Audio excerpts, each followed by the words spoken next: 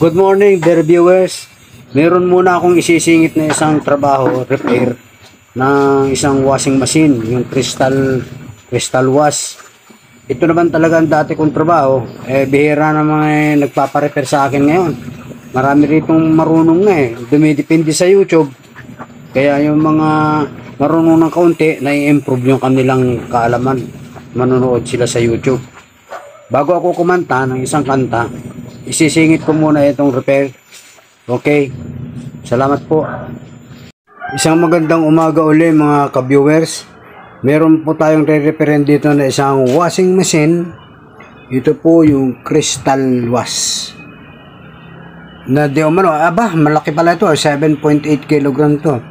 Mahina na siyang umikot. Ang gusto ng may-ari ay mabilis na konti.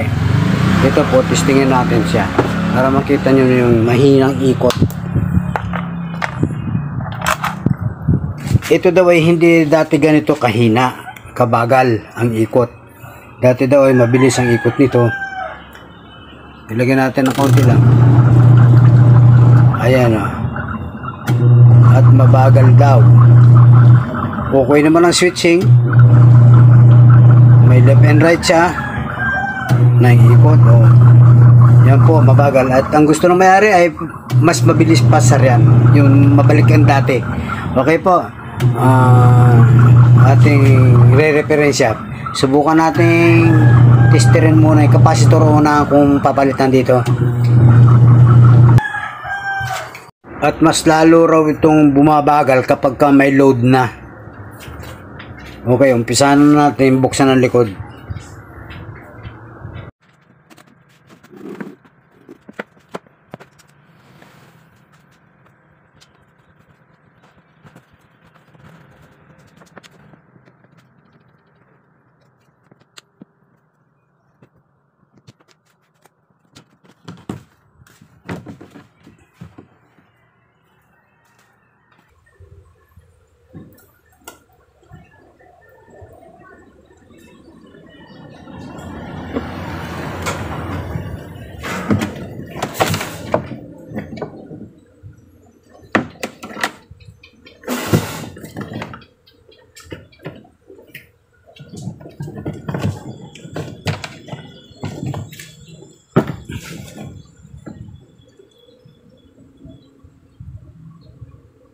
Ito yung capacitor ng spin dry 5 UF. Sa spin dry ito. Hanapin natin yung isa sa wash.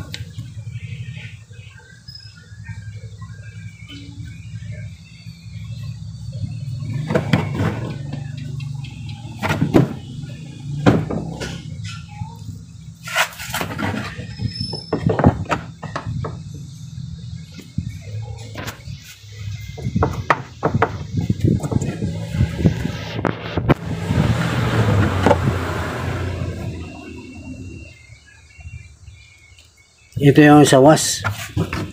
Ito. Itong itim na ito.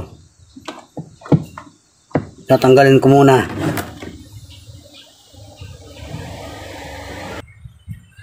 Ito na yung capacitor ng wash.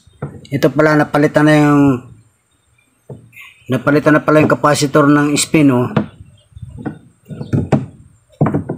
Ito kasi capacitor na ito, dalawang nito spin at saka wash. Inalitan na yung sa spin, ito yung pinanggalingan.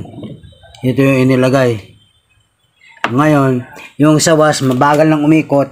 Kasi yan sumusuka na. Sumusuka na yung kanyang parang kung sa battery, sumusuka na ng oxidation na. Palitan natin ito. At siguradong ito ang sira. 11 UF. Pwede rin siguro ito. Pang samantala, ito. Galing sa ibang washing. Ito muna ipapalit natin. Pagka umukay at bumilis. Tinan ko nga, nasana ba na yung capacitance nito. Ayan. 9 UF. 9 UF. Subukan natin ipalit dito kung bibilis ang ikot. Okay.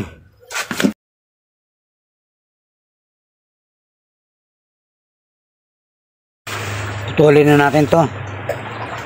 Wala naman polarity yan. Okay lang. Tanggalin natin yung insulator.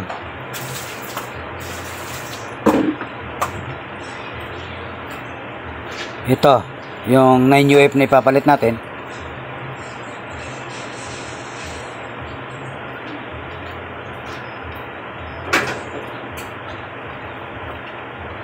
Testerin muna natin. Ito, alisan ko muna, splicer ko muna yung insulator ng luma. Testerin muna natin to. Tingnan natin kung anong reaction nito sa tester.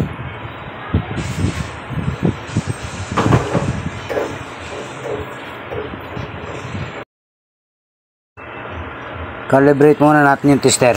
Mukhang wala sa magandang position yung tester eh. Ayan o. Ayaw na bumalik sa zero yun.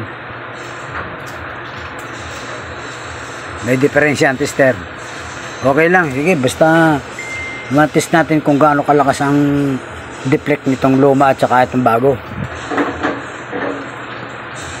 Oh, ito na. Oh, mahina lang ang deflect. Ito yung ipapalit. Binaliktad, malakas ang deflect kaysa rin sa itim. Oh, okay, mas okay itong silver na ito, yung 9 UF. Ilagay natin.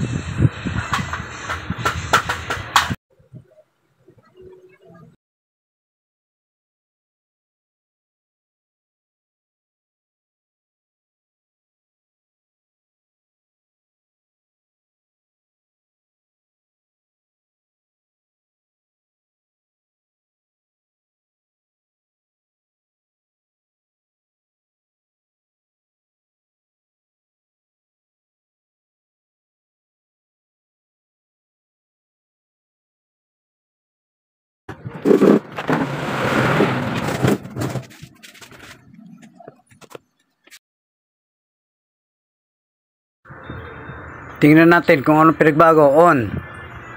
Ayan. Bumilis ng konti. Bumilis siya ng konti. Talagang ito may sira na talaga to. Confirm. Ito na, mabilis na po. Okay na po. Mas mabilis ito kaysa sa kanina. Maraming salamat sa panonood nyo ng video. Pakilike naman po kung naibigan nyo ang video para marami na rin makagaya nito.